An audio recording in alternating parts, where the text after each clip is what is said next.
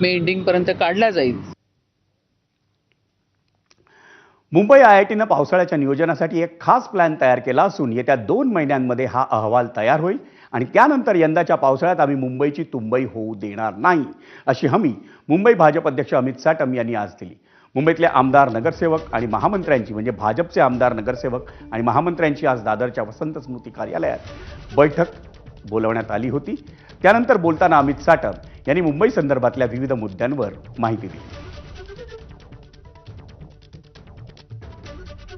आमचे सर्व नेते या आठवड्यापासूनच सर्व नाले सफाईच्या दौऱ्यावरती हे जाणार आहेत आणि मुंबई शहरातल्या प्रत्येक भागातील सर्व नाल्यांची सफाई अपेक्षितरित्या होत आहे की नाही होत आहे याची तपासणी आम्ही करणार आहोत.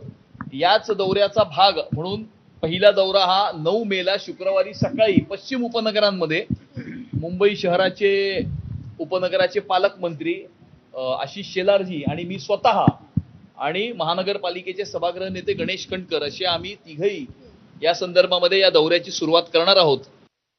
मुंबईकरांना जाणवेल किंवा मुंबईकरांना अनुभव घेता येईल अशा प्रकारचा एक बदल, आमूलाग्न बदल मुंबई शहरामध्ये घडला पाहिजे आणि त्या संदर्भामध्ये काही धोरणात्मक निर्णय केले पाहिजेत. या संदर्भामध्ये चर्चा करण्याकरता आज महानगरपालिकेच्या महापौर, सभागृह नेते आणि मुंबई शहरातले भारतीय जनता पार्टीचे सर्व आमदार अशी आज एक चर्चा ही करण्यात आलेली आहे.